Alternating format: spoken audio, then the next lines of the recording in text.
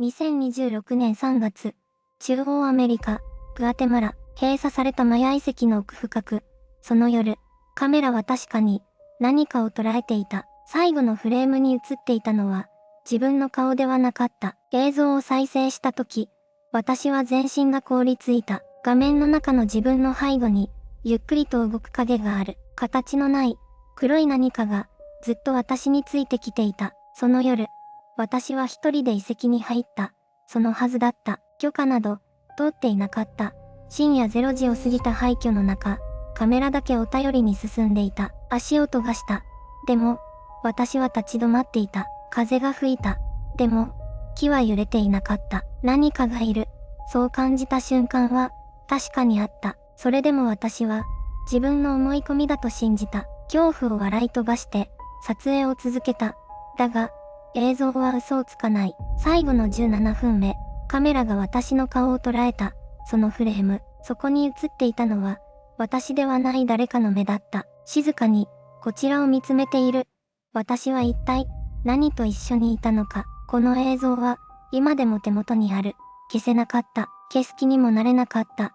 なぜなら、それを見るたびに、あの夜の空気を思い出すから、石の冷たさを、闇の重さを、そして、背後の気配を。グアテマラで実際に起きたこの話を、今日は最初から話す。あの夜、私がどんな日常を送っていて、なぜ遺跡に足を踏み入れることになったのか、そこから始めよう。あれは、特別な日ではなかった。2026年の春、私はグアテマラを一人で旅していた。バックパック一つ、決まったスケジュールもなく、気の向くままに動く、そういう旅だった。その日の朝は、首都グアテマラシティから長距離バスに乗った。窓の外には、緑の山々と赤土の道が続いていた。隣の席には誰もいなかった。音楽を聴きながら、ただ景色を眺めていた。本当に、何でもない一日のはずだった。宿に着いたのは昼過ぎだった。安いゲストハウスで、壁が薄くて、天井のファンがうるさかった。荷物を置いて、近くの市場を歩いた。屋台でトルティーヤを食べた。現地の子供たちが走り回っていた。笑い声が聞こえた。平和な午後だった。問題は、夕方に起きた。宿の近くで、一人の老人に声をかけられた。スペイン語で何かを言っていた。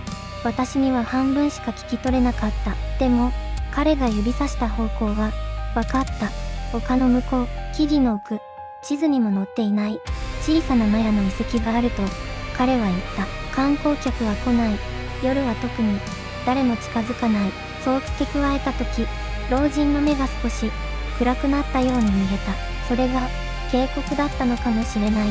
でも、その時の私には、好奇心しかなかった。カメラを手に取り、暗くなり始めた空の下を、一人で歩き出した。遺跡に近づくにつれて、空気が変わった。音が、消えていった。遺跡に近づくにつれて、空気が変わった。音が、消えていった。虫の声が聞こえなくなった。風も止まった。あれほど賑やかだった夜の森が、まるで息を飲んだように、静まり返っていた。最初に気づいたのは、匂いだった。土と草の匂いではなかった。もっと古い、何かが腐りかけているような、それでいてどこか甘みを帯びた、不思議な匂い、嗅いだことのない種類のものだった。私はカメラを回しながら、遺跡の石段に足を踏み入れた。次に気づいたのは、温度だった。空気が、急に冷たくなった。熱帯の夜だというのに、吐く息が少し白くなるほどの冷気が、足元から這い上がってきた。肌が泡立った。でも、その時はまだ、高度の問題だと思っていた。山の上だから、気温が下がっただけだと、そして、音がした。背後から、石を踏むような、硬くて短い音。一度だけ、振り返っても、何もいなかった。木々の輪郭が、闇の中に沈んでいるだけだった。カメラを向けたが、映像には何も映っていなかった。気のせいだと、思った。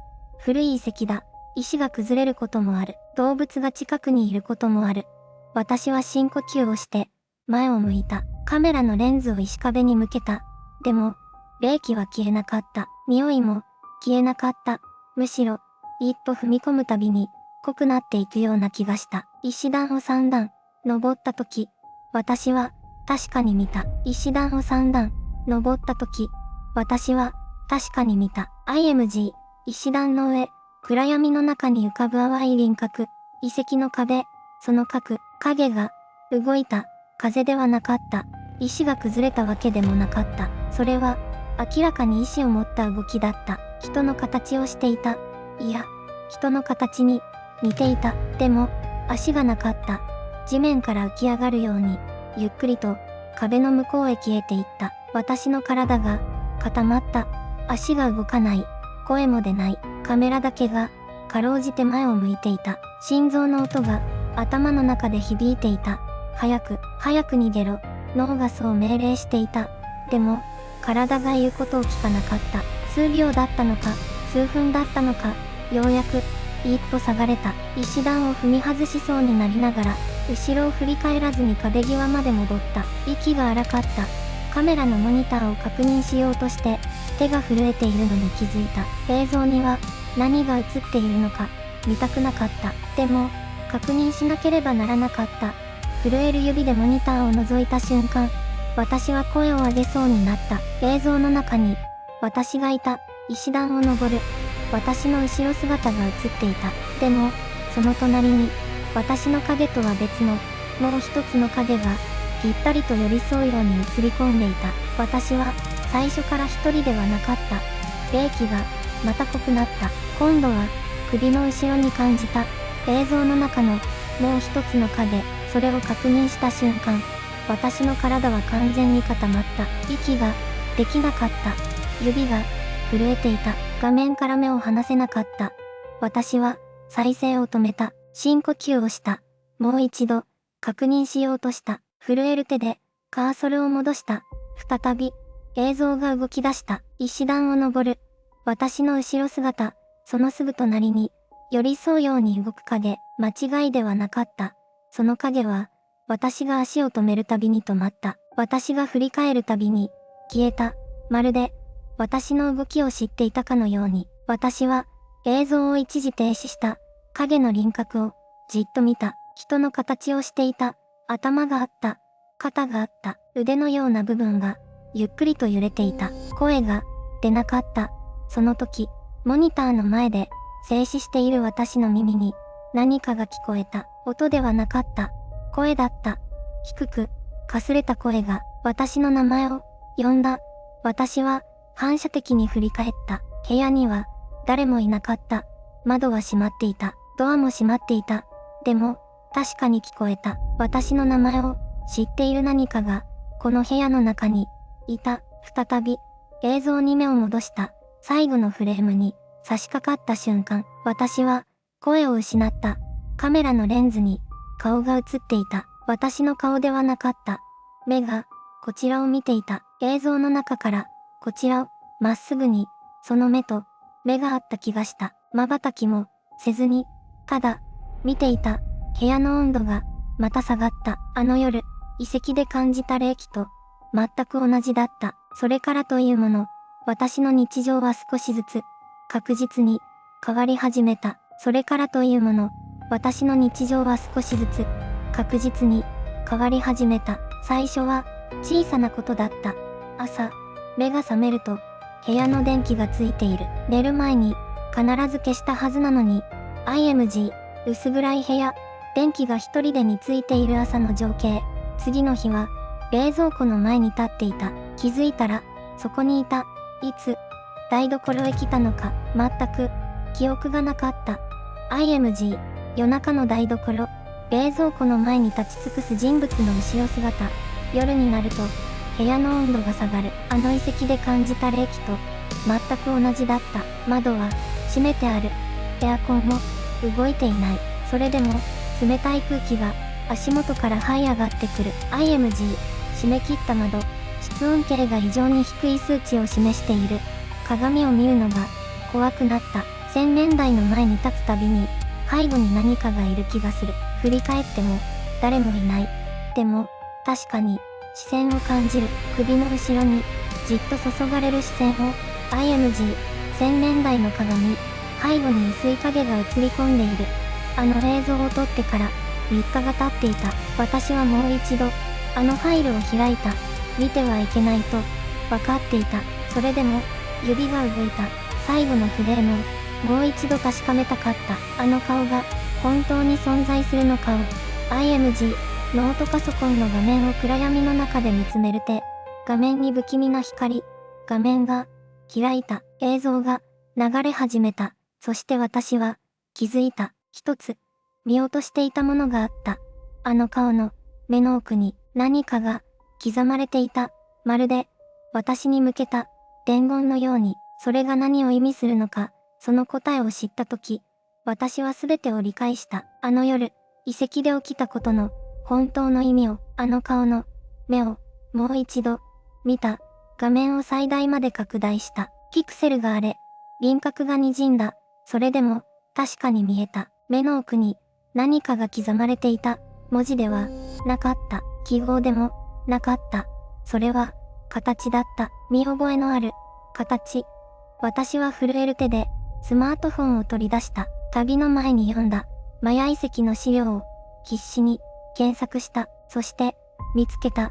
その形の意味を。マヤの古い記録にそれは残されていた。境界を越えたものに与えられる印。遺跡には境界がある。少女の世界とそうでない世界を隔てる見えない線。私はその夜、鍵のかかったしがらみを越えた。許可なく聖域へ踏み込んだ。マヤの人々にとって、あの遺跡は観光地ではなかった。今も祈りの場だった。死者と対話するための特別な空間だった。そこへ、異邦人である私が夜中にカメラを持って侵入した。あの影は怒りではなかった。警告でもなかった。それは記録だった。お前が超えたという証明。そして最後のフレームに映った顔は遺跡の守り師だと資料には書かれていた。境界を越えた者の前に現れ、その顔を覚える存在。名前を持たない古い何か。なぜ私だったのか。それは私が一人だったからではない。夜だったからでもない。私が迷わず越えたからだ。躊躇なくしがらみを開けた。その意志が呼んだのだと。資料の最後に一方だけ添えられていた言葉が今も頭から離れない。顔を見られた者は必ず再び対面する。再び。それはつまりまだ終わっていない。あの夜は始まりに過ぎなかった。そして数日後、私のもとにあの存在は再び現れた。数日後、それは夢の中で来た。眠れない夜が続いていた。あの遺跡に足を踏み入れてから私は一度も深く眠れていなかった。目を閉じるたびに映像の最後のフレームが浮かぶ。私ではない。あの顔が。そしてその夜、夢の中で私は再びあの遺跡に立っていた。石畳の上、湿った空気、虫の声すらしない。闇の中に何かがいた。形はない。輪郭もない。ただそこに確かに存在していた。それは動いた。ゆっくりと私に近づいてきた。近づくほど空気が重くなった。息ができなかった。逃げようとしたが足が動かなかった。叫ぼうとしたが声が出なかった。そしてそれは止まった。私のすぐ目の前で顔と顔が触れそうなほどの距離で。その瞬間見えた。輪郭のなかったその存在に顔があった。人間の顔ではなかった。しかしどこか見覚えがあった。映像の最後のフレーム、あの顔と同じだった。それは口を開いた。言葉は聞こえなかった。だが伝わった。お前は見た。だからお前を見る。目が覚めた瞬間、全身が汗に濡れていた。時刻は午前3時を過ぎていた。スマートフォンに手を伸ばした。無意識にあの映像を開いた。最後のフレームをもう一度見た。そこに映っていた顔が夢の中で見たあの顔と完全に一致していた。これは夢ではなかった。予告でもなかった。対面はすでに始まっていた。そして次の夜も、また次の夜も、それは必ず訪れた。目が覚めるたびに確認するようになった。枕元のスマートフォンを、あの映像がまだそこにあるかどうかを削除しようとしたことは一度ではない。指を置いた瞬間、止まってしまう。まるで何かが消させないようにしているかのように。結局、今もそのファイルは残っている。あの夜からいくつかのことが変わった。まず、鏡を見るのが怖くなった。自分の顔が本当に自分のものかどうか確認せずにはいられなくなった。次に、カメラを向けることができなくなった。旅行が好きで、何百枚も撮ってきた自分が、シャッターを押す指が震えるようになった。レンズの向こうに何が映るかを考えてしまうから。そして、夜が怖くなった。午前3時を過ぎると、必ず目が覚める。あの遺跡にいた夜と同じ時刻に、偶然とは思えない。グアテマラから帰国して3週間が経った。友人に話した。信じてもらえなかった。映像を見せた。それきり、連絡が途絶えた。ただ一つだけ、確かなことがある。あの最後のフレームに映っていた顔は、夢の中で見たあの顔と、完全に同じだった。夢が先だったのか、映像が先だったのか、もう、どちらでも関係ない。境界は、すでに解けている。現実と、そうでないものの間の、壁が、なくなっている。私はまだここにいる。日常を送っている。食事をして、眠って、また目を覚ます。でも何かが、ずっとそこにいる。部屋の隅で、視界の端で、カメラを持つたびに、あの夜は、終わっていない。きっと、終わらない。これがただの体験談で終わればよかった。だが次のパートで話すことは、私だけの話では、なかった。いや、正確には、あの夜から、何かが始まったのかもしれない。映像の中の、あの顔、私ではない。あの顔が、今でも頭から離れない。部屋が静かになるたびに、ふと、後ろを振り返ってしまう。誰もいない。でも、本当に、誰もいないのか、カメラを向けるのが、怖くなった。シャッターを切るたびに、もし、また映っていたら、もし、また、あの顔が、だから私は、しばらく撮影をやめた。それなのに、先週の夜、あの感覚が、戻ってきた。首の後ろが、冷たくなる感覚。